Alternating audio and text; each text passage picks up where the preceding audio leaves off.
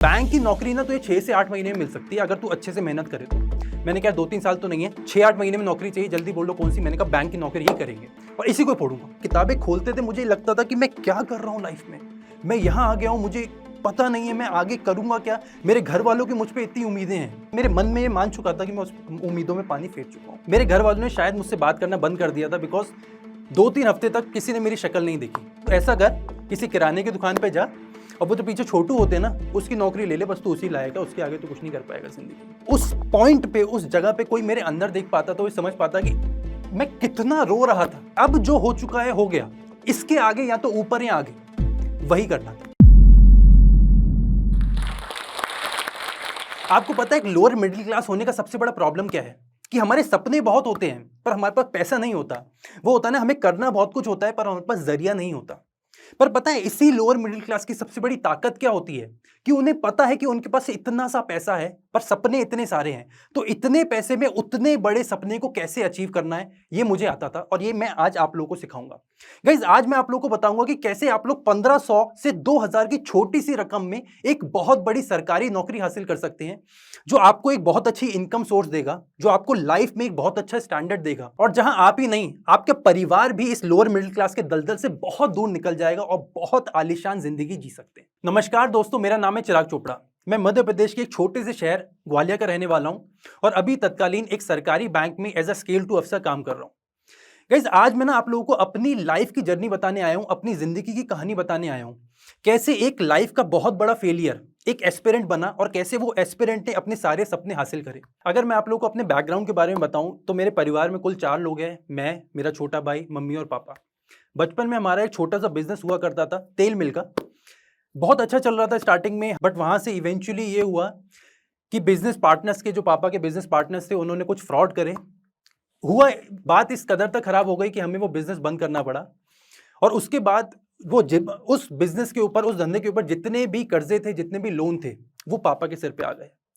फिर धीरे धीरे करते वो कर्जे उतारते उतारते, वो कर्जे चुकाते चुकाते हम एक लेवल उस दिन तक पहुंच गए कि हमें अपना घर बेचना पड़ा। और उस दिन रातों रात हम लोग बेघर हो गए और रातों रात हम लोग सड़क पे आ गए। इसके बाद लाइफ बहुत अस्त व्यस्त हो गई, मैं बहुत कंफ्यूज रहने लग गया और मुझे ये नहीं समझ आ रहा था कि अब मैं लाइफ में आगे कैसे बढ़ूंगा। बिकॉज मुझे और मेरे छोटे भाई को इतना तो पता था कि अगर हमें अब इस दलदल से बाहर निकलना है, अगर इस लोअर मिडिल क्लास के, वो होता ना एक टाइटल से बाहर निकलना है, तो हमें खुद की मेहनत पे ही निकलना पड़ेगा और खुद के परिश्रम पे ही निकलना पड़ेगा। तो मुझे पता था कि मैं कुछ भी कर लूं, बस मुझे पढ़ाई के ऊपर पूरा जोर देना ही पड़ेगा, बिकॉज उसके बिना मैं बाहर नहीं निकल सकता। तो बस मैं और मेरा छोटा भाई पूरे टाइम बस उसी में लगे रहते थे। पर मुझे ना हमेशा से कुछ ना कुछ तोड़ना, कुछ जोड़ना, कुछ बनाने का बहुत शौक था। तो जब तक 10वीं में आया तो घर वालों को लगा कि चलो इसको इंजीनियरिंग कराते। 10वीं के बाद पता चला कि यार कोटा में ना IIT एंट्रेंस एग्जाम की कोचिंग होती है, वहां जाके कोचिंग करवा दो तो लड़के का फ्यूचर सेट हो जाएगा। तो मेरे घर वालों ने वहां पे पता करा कि भाई IIT की कोचिंग में कैसे जा सकते हैं। यार वहां पे पता करा तो कोचिंग का जो फीस था वो कुछ 40-50 हजार रुपए था उस टाइम पे, 2009-10 की बात है। अब मानिए कि एक लोअर मिडिल क्लास जिनके पास रेंट देने के पैसे नहीं है, किराया देने के पैसे नहीं है, शायद खाने के लिए भी हैंड टू माउथ जिंदगी चल रही थी, 40-50 हजार वो लोग कहाँ से लाते। बट मैं आपको बताऊं कि जो हमारे माता पिता होते हैं, जो हमारे पेरेंट्स हैं, मम्मी पापा हैं, इनके अंदर ना एक सुपर पावर होती है कि जब इनको ये लगने लग जाता है ना कि इनके बेटे के भविष्य की बात है, उसके फ्यूचर की बात है या उसके करियर की बात है, ये लोग पता नहीं कहां से क्या करते हैं, ये उस कंडीशन पे पहुंच जाते हैं कि शायद कि चाहे खुद को ही गिरवी क्यों ना रखना पड़े, ये अपने बच्चे के सपने जरूर पूरे करेंगे और उसके भविष्य को सिक्योर करने की हर वो कोशिश करेंगे जो ये लोग कर सकते हैं। तो बस वही मेरे मम्मी पापा ने करा, कहीं से भी पैसे जुगाड़े, इधर उधर से उधार मांगा, फीस जमा कर दी और मुझे कोटा भेज दिया। मैं कोटा गया, एक छोटे शहर का बच्चा पहले दिन कोटा पहुंचता है। वहां जाके मैंने देखा कि हजारों लाखों बच्चों की भीड़ लगी हुई है, भीड़ लगी हुई है, और हर बच्चे को ना, एक वो होता है ना, हर बच्चा दूसरे बच्चे को एक दुश्मन की नजर से देख रहा है कि यार मुझे इसको पीछे करना है। मैं वहां जाके बहुत सहम गया, बहुत डर गया। एक टाइम पे मुझे ये लगने लग गया कि यार मैं यहाँ सर्वाइव नहीं कर पाऊंगा। उसी के साथ जो मेरे घर वालों ने मुझ पे इतना विश्वास जताया था, जो पता नहीं हजारों लाखों कहां से पैसे वो लेके आए थे उधार पे, मैं इतना प्रेशराइज हो गया उस कंडीशन में कि जिस एक चीज के लिए उन्होंने मुझे वहां भेजा था, एक चीज बस पढ़ने के लिए, मैं वही नहीं कर पाता था। बिकॉज मुझे पढ़ने से इतना डर लगने लग गया था, मैं किताबें खोलते थे मुझे लगता था कि मैं क्या कर रहा हूं लाइफ में, मैं यहां आ गया हूं, मुझे पता नहीं है मैं आगे करूंगा क्या। मेरे घर वालों की मुझ पे इतनी उम्मीदें हैं और मैं पूरा पानी फेर, मतलब मेरे मन में ये मान चुका था कि मैं उस उम्मीदों में पानी फेर चुका हूँ।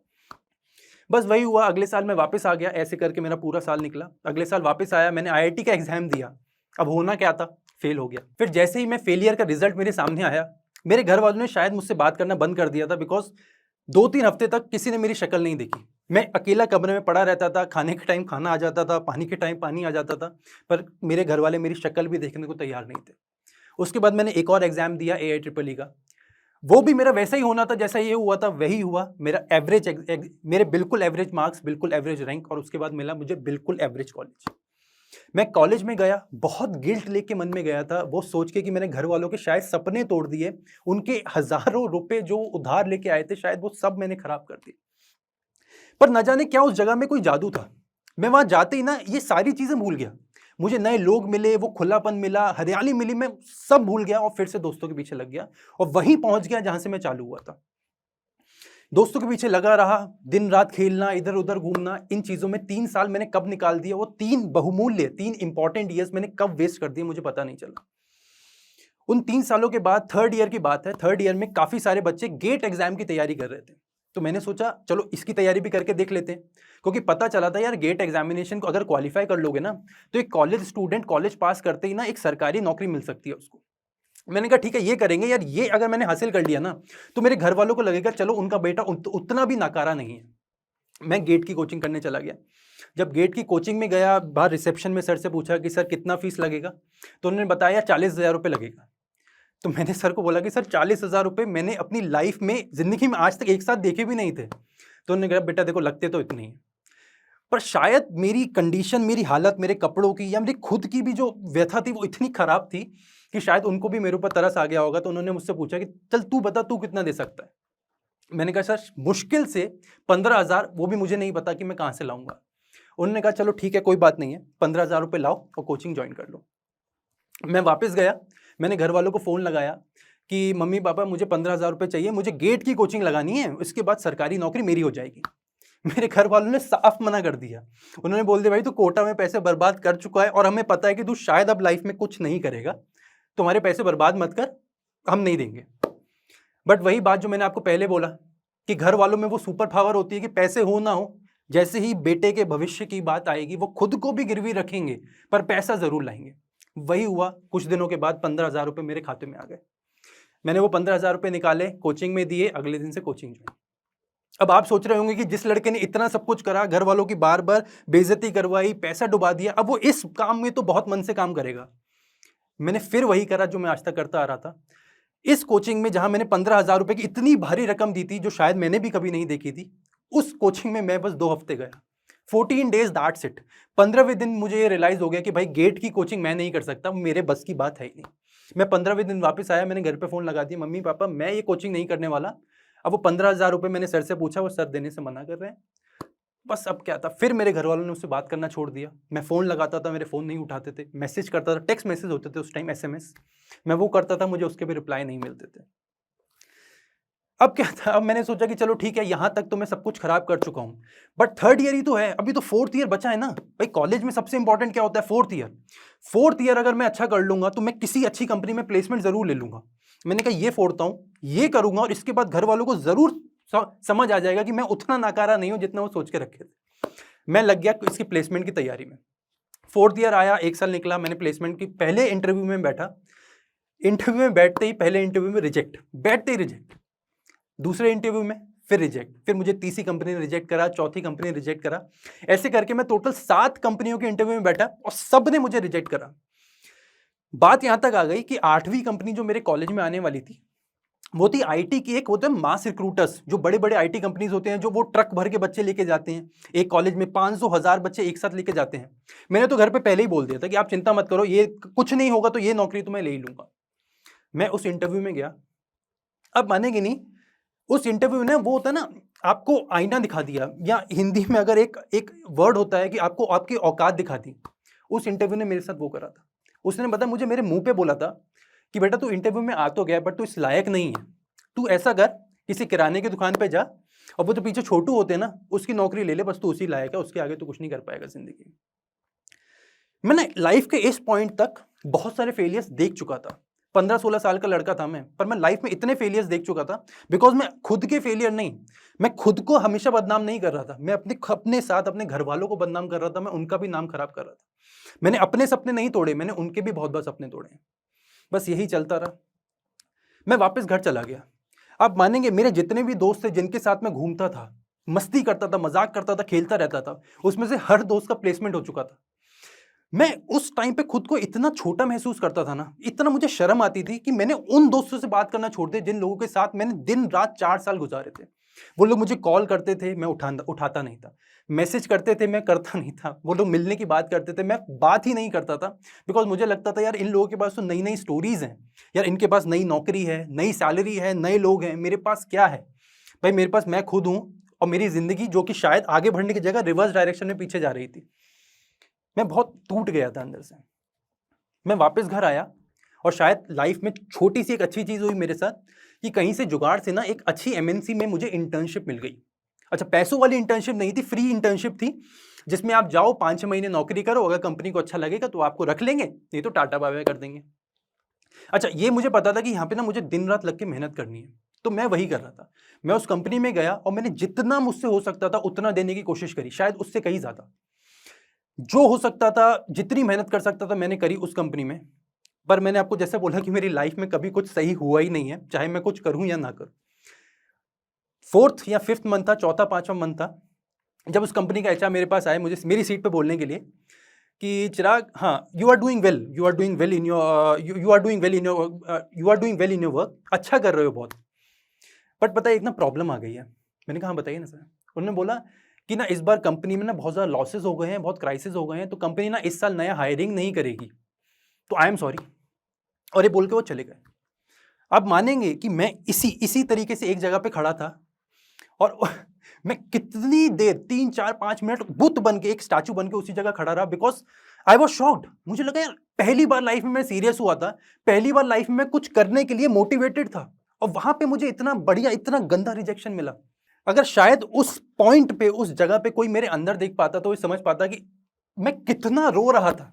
शायद मुझसे ज्यादा शायद मुझसे ज्यादा चिल्ला कोई नहीं रहा होगा वहां पे, मैं इतना चिल्ला रहा था अंदर से। मैं वापस घर आ गया, मैं वापस कोने में बैठा रहा। एक रात मुझे याद है, ऐसे ही मैं मम्मी के साथ बैठा था, बैठे बैठे एकदम से मम्मी के आंसू निकलने लग गए। मैंने पूछा तो मम्मी ने कहा, बेटा मुझे नहीं पता कि तू लाइफ में अब कुछ कर पाएगा कि नहीं, बिकॉज अब वो उम्मीदें ही नहीं रही। पर बेटा एक गुजारिश है या एक रिक्वेस्ट है तुझसे कि अगर हो सके ना तो अपने छोटे भाई से पहले नौकरी ले लियो। आप मानेंगे किसी एक बेटे की, बड़े बेटे की घर की माँ उसको ये बोल रही है तो उसके ऊपर क्या बीत रही हुई उस कंडीशन में। मैं उस कंडीशन में था, मानेंगे नहीं कि मेरी आंख से ना आंसू नहीं निकल रहे थे। मुझे, मेरे मन में बस यही चल रहा था लगातार कि यार यही तो मैं डिजर्व करता हूं। मतलब मैंने लाइफ में कुछ अच्छा नहीं करा था, मैंने लाइफ में कुछ अचीव नहीं करा था, मैंने घर वालों को परेशान करा था, उनको परेशानियां दी थी, उनका पैसा डुबाया था, लाइफ में फेल हुआ था, अपने सपने, उनके सपने, सब कुछ मैं तोड़ चुका था, तो इससे ज्यादा मैं और क्या डिजर्व करता था। पर मैं पूरी रात सोया नहीं, मैं दिमाग में मेरे बस एक ही चीज चल रही थी कि यार लाइफ में मैं और कितना गिरूंगा।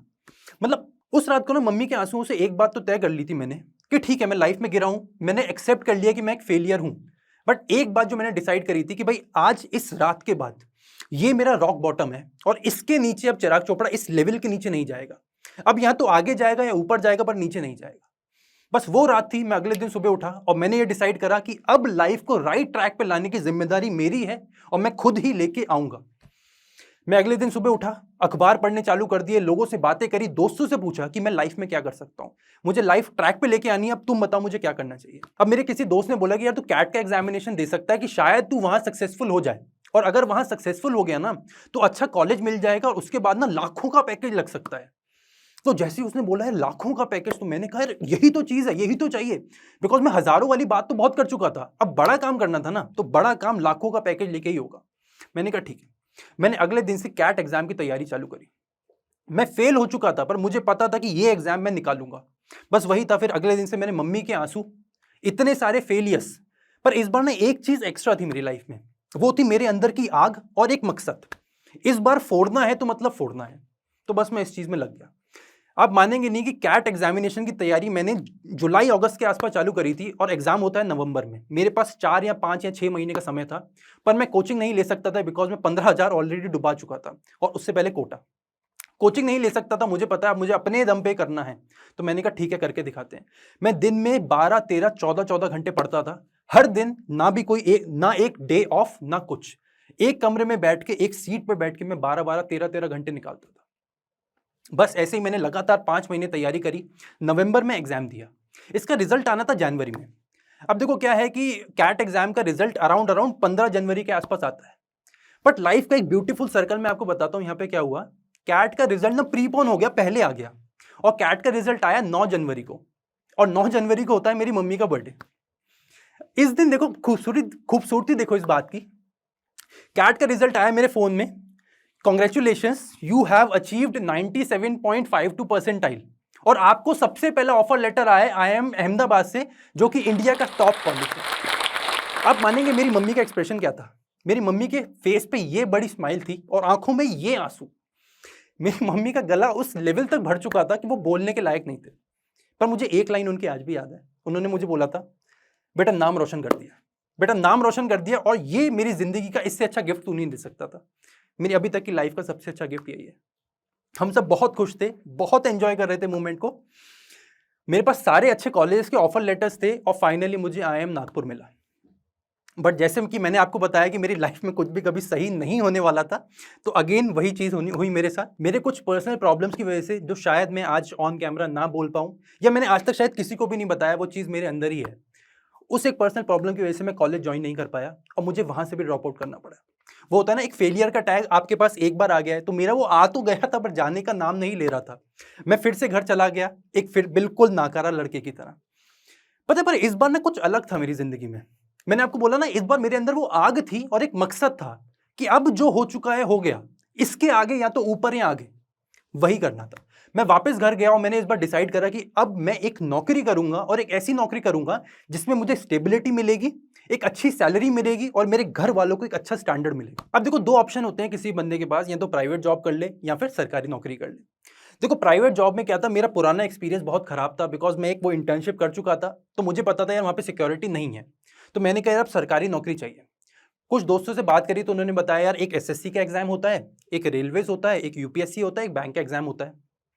यार SSC रेलवे UPSC में ना नौकरी मिलते मिलते 2-3 साल लग जाएंगे, पर बैंक की नौकरी ना तो ये 6 से 8 महीने में मिल सकती है अगर तू अच्छे से मेहनत करे तो। मैंने कहा 2-3 साल तो नहीं है, 6-8 महीने में नौकरी चाहिए, जल्दी बोलो कौन सी। मैंने कहा बैंक की नौकरी ही करेंगे और इसी को फोड़ूंगा। बस वहीं लग गया। अब मैंने वही जो आग लेके मैं कैट एग्जामिनेशन में चला था, इस बार मैंने उसके भी दुगनी मेहनत करनी चालू करी, और जहां वहां मैं 12 घंटे दे रहा था, यहां मैंने 15-16 घंटे देने चालू कर दिए। अब ये मैं आपको नहीं बोल रहा हूं कि आपको भी 15-16 घंटे ही देने हैं, बट वो मैं आपको बता रहा हूं कि एक लाइफ में लेवल आ जाता है ना इंसान का, वो एक रॉक बॉटम, उसको पता होता है यार अब मुझे करना ही पड़ेगा। मैं लाइफ के उस मुकाम पे पहुंच चुका था कि मैं ना पढ़ते टाइम मैंने अपने कमरे से घड़ी निकाल दी थी कि ये घड़ी ना मुझे परेशान करेगी, मुझे बताएगी मुझे पढ़ते हुए 4 घंटे हो गए। मैंने कहा देखना नहीं है, अब पढ़ते हैं तब तक पढ़ते हैं जब तक या तो नींद ना आ जाए या तो भूख ना लग जाए। मैं तब तक पढ़ता रहता था। इसके लिए पता है, मैं बाजार गया और मैंने बोला भाई सबसे सस्ती किताबें मुझे दो। उन्होंने मुझे शायद सेकंड हैंड या थर्ड हैंड किताबें दी होंगी, वो होती है ना पुरानी बुक्स फटी हुई थोड़ी सी साइडों से, जिनमें पहले से मार्किंग होती है। मैंने कहा ठीक है मुझे चलेगा, मुझे कम से कम पैसे में, क्योंकि मैं घर वालों को बहुत पैसा खराब कर चुका था, कम से कम पैसों में नौकरी करनी है और नौकरी लेनी है, किताबें ले लो। मैं 3-4 शायद एक इंग्लिश की, एक क्वांट की, एक रीजनिंग की बुक लेके आया। मैंने कहा ठीक है मेरा काम हो जाएगा, और 10,000 भी क्या, 500 की 3 किताबें थी, मैंने तो 1500 में एग्जाम निकाल दिया। बस इसके बाद देखो किस्मत का कितना अच्छा कनेक्शन बैठा कि मैंने इसके बाद एक भी एग्जाम फेल नहीं करा, हर एग्जाम को अपने पहले ही अटेम्प्ट में क्रैक करा। फाइनली IBPS PO का रिजल्ट आया, मैंने ऑल इंडिया रैंक 79 स्कोर करा था। मुझे आज भी याद है वो दिन, जिस दिन पहला रिजल्ट आया था, डेट थी 1 अप्रैल 2018। मैंने वो रोल नंबर वगैरह टाइप करा, एंटर मारा, स्क्रीन पे लिखा है congratulations you have been selected. आप मानेंगे वो दिन कैसा था? उस दिन मैंने पहली बार शायद अपने पापा की आंखों में आंसू देखे थे, पर शायद इस बार खुशी के। मेरे पापा उस दिन बहुत रोए, और पता है उनकी मुंह से पहला वर्ड क्या निकला, पहली लाइन क्या निकली कि बेटा अब हम सरकारी अफसर बन गए हैं। देखिए नोट करिएगा, यहाँ पे हम, यहाँ पे एक लोअर मिडिल क्लास फैमिली में एक्चुअली कोई तू या मैं होता ही नहीं, वहां पे हम ही था और पूरा परिवार ही सरकारी अफसर बन गया था। हम इतने खुश थे और इस तरीके से उछल रहे थे, नाच रहे थे कि मानो हमने वर्ल्ड कप जीत लिया हो या पता नहीं लाइफ में क्या हासिल कर लिया हो। हम इतने खुश थे उस दिन। मेरे पापा ने, मुझे आज भी याद है कि शायद ही पूरे परिवार का कोई रिश्तेदार ऐसा छोड़ा होगा जिसको फोन लगा के ये ना बोला हो कि अब कि भाई हमारे परिवार में एक पहला सरकारी अफसर बन गया है, अब हम सरकारी अफसर बन गए। गाइस देखिए, मैं ना लाइफ में बहुत बार फेल हो चुका था। यहां तक शायद मेरी लाइफ का पहला एक सक्सेस पॉइंट था और शायद मैं मानता हूं कि ये सबसे बड़ा सक्सेस पॉइंट था। गाइस देखिए, जो मेरी लाइफ है ना, इससे इतने सारे फेलियर्स के साथ साथ हमें कुछ सीख भी मिलती है। मैं आज आप लोग को वो 5 सीख देता हूं जिनको आज भी मैं अपने अंदर लेके चलता हूं। मेरे फेलियर्स की ही सीख है। देखिए, सबसे पहला पॉइंट है, लाइफ में कभी फेल होने से ना डरें। देखिए, अगर आप आज एक एस्पिरेंट हैं तो लाइफ में ना कभी नए एक्सपेरिमेंट करने से या नए एक्सपीरियंसेस लेने से कभी ना डरें। और अगर आप एक ऐसे माँ बाप हैं जो आज ये टॉक देख रहे हैं, तो मैं आप लोगों को भी बोलना चाहता हूं कि अपने बेटे को या बेटी को ना कभी लाइफ में रिस्क लेने से ना रोके या फेल होने से कभी ना रोके। उनको फेल होने दें, बिकॉज कहीं ना कहीं वो फेलियर ही है जो उनको लाइफ में उस जगह पहुंचाएगा जहां पे शायद कभी ना आपने ना या कभी उन्होंने सोचा होगा। शायद अगर मैं खुद फेल होने से डरता तो शायद आईआईटी के एग्जाम के बाद उस कॉलेज में ना जाता, वहां ना जाता, तो शायद वो दोस्त ना मिलते जो मुझे आगे लाइफ में एक छोटा सा डायरेक्शन देते। कैट का हो सकता है एग्जाम ना देता, या हो सकता है उसके बाद बैंक का एग्जाम देके आज इस मंच पे ना खड़ा होता। मेरा हर फेलियर आगे मुझे बढ़ने में मेरी मदद करी है और मेरा हर फेलियर एक डॉट कनेक्ट करते हुए चला है जिसमें लाइफ में होता ना एक पूरा सर्कल बना है। फेल होने से कभी ना डरे। दूसरा पॉइंट है गाइस मेरा, बी कंसिस्टेंट। देखो, मैं बहुत सारे बच्चे देखता हूं लाइफ में जो बहुत मेरी तरह ही बहुत खराब स्थितियों से उठते हैं। उनके अंदर वो आग होती है, पर वो होता है ना, स्टार्ट करते हैं 2 4 5 महीने निकलते हैं आग के साथ, पर वो धीरे धीरे धीरे धीरे करके वो मोटिवेशन भी कम होता रहता है और वो आग भी कम होती रहती है। Guys, be consistent. मैं हमेशा बच्चों को बोलता हूं कि ये जो आपकी जर्नी है ना, ये जो आपकी अब जिंदगी आगे की निकलेगी, ये ना कि स्प्रिंट नहीं है कि आप बोलो 200 मीटर भाग के आपकी खत्म हो जाएगी, बल्कि ये 2 किलोमीटर 20 किलोमीटर या हो सकता है 200 किलोमीटर की एक मैराथन है जहां पे आपको भागते रहना है। सो बी कंसिस्टेंट। कभी ना कभी हार्डवर्क पे ऑफ करता है, शायद यहां ना करे बट कहीं ना कहीं जरूर करेगा। सो बी कंसिस्टेंट। सर, इस थर्ड पॉइंट है, अपने पर विश्वास जरूर रखें। देखो, मेरी जिंदगी में कई बार ऐसी पॉइंट्स आए जहां पे मैंने खुद के ऊपर विश्वास करना छोड़ दिया था, मेरे घर वालों ने छोड़ दिया था, और वही पॉइंट ऐसे थे जब मैंने अपने लाइफ का रॉक बॉटम हिट कर। बिकॉज उसके बाद से, जिस दिन से मैंने खुद के ऊपर विश्वास करना चालू करा था ना, उसके बाद से कभी मैंने पीछे मुड़ के नहीं देखा। और अगर हो सकता है कि मैं खुद पे विश्वास करना चालू ना करता, तो हो सकता है वो इंटरव्यूअर की बात सच हो जाती और शायद मैं आज किसी किराने की दुकान पे पीछे वो छोटू का ही काम कर रहा होता। खुद पे विश्वास जरूर रखिएगा। Guys, fourth point, self study. देखिए, मैं बहुत सारे बच्चे ऐसे देखता हूं जो आजकल पूरे पूरे दिन क्लासेस लेते रहते हैं, किसी कोचिंग सेंटर पे ऑनलाइन क्लासेस लेते रहते हैं। गाइस, अवॉइड करिए, कम से कम टाइम इन चीज़ों को दीजिए। बिकॉज पूरा दिन अगर आप पढ़ाई करेंगे तो खुद से प्रैक्टिस कब करेंगे? बिकॉज मैं बहुत बच्चे देखता हूं जो एक दिन में 8 घंटे की 9 घंटे की क्लासेस लेते हैं, और अगर उनसे 2 हफ्ते बाद भी वही सेम चीज़ पूछ लूँ या टॉपिक पूछ लूँ जो उन्होंने क्लास में पढ़ा था, वो बता नहीं पाते। बिकॉज आपकी सेल्फ प्रैक्टिस आपके लिए जो एक होता है ना हथियार बनना चाहिए, वो आपके अगेंस्ट काम करने लग जाती है। ज्यादा से ज्यादा सेल्फ प्रैक्टिस करिए, खुद को टाइम दीजिए, चीजें पढ़ी हैं तो उनको प्रैक्टिस करने का। और गाइस, आखिरी 5वां पॉइंट मेरा यही रहेगा, लिमिट योर रिसोर्सेस। जैसे कि मैंने आपको अपनी स्टोरी बताई कि मेरे पास पैसे की इतनी कमी थी कि मैं वो 1500 की 3 किताबें लेके आया सेकंड थर्ड हैंड, पर मैंने उनसे प्रैक्टिस करी। मैं आजकल बच्चे देखता हूं जो 1 टीचर 2 टीचर 4 टीचर 5 टीचर्स को फॉलो करते रहते हैं और वो कहीं नहीं पहुंचते। तो मैं आपको ये बहुत बड़ी, और शायद ये एडवाइस शायद आपको कोई और नहीं देगा, that limit your resources. 10 sources को एक एक बार पढ़ने से अच्छा है गाइस, एक सोर्स को 10 बार 20 बार पढ़ो और आपको वो चीजें याद हो जाएंगी और आप इस बार डंके की चोट पे इस एग्जामिनेशन को निकालने में क्वालिफाई हो पाएंगे। गाइज, ये मेरी पूरी कहानी थी इतने सारे फेलियर्स के साथ, और कैसे मैंने वो 1500 2000 के अंदर इतनी बड़ी सफलता हासिल करी। और मुझे पूरी उम्मीद है कि इन मेरी फेलियर्स से आपको कुछ मोटिवेशन मिला होगा और आप कुछ हद तक रिलेट भी कर पाए होंगे। So guys, thank you for having me and take. अगर आप भी इस वीडियो के एंड तक पहुंच गए हैं तो मेरी तरह ही आप भी इंस्पायर जरूर हुए होंगे, आपको भी मोटिवेशन मिली होगी अपने सपनों को पूरा करने की। दोस्तों, सपने तो हम सभी देखते हैं, लेकिन हम में से कुछ ही लोग अपने सपनों को पूरा करने में सक्सेसफुल हो पाते हैं। मैं आपको बताना चाहती हूं कि जो भी इंसान अपने गोल्स को अचीव करने में सक्सेसफुल होता है, उन सभी में कुछ कॉमन स्किल्स होती हैं, जैसे कि अच्छी कम्युनिकेशन स्किल्स जो कि स्पोकन इंग्लिश से आती हैं। और दोस्तों, हम सभी इस स्किल को मास्टर करके अपनी लाइफ में आगे बढ़ सकते हैं जोश स्किल्स ऐप के साथ। इस ऐप में हम 1 by 1 वोकैबुलरी के नए वर्ड्स, ग्रामर प्रैक्टिसेस, रीडिंग और राइटिंग प्रैक्टिसेस के साथ साथ अपने जैसे अन्य हजारों स्टूडेंट्स के साथ ऑनलाइन इंग्लिश में लाइव बात करके अपनी इंग्लिश को वर्ल्ड क्लास बना सकते हैं। आज ही अपनी सक्सेस की तरफ पहला कदम लें भारत के नंबर 1 स्पोकन इंग्लिश ऐप जोश स्किल्स के साथ।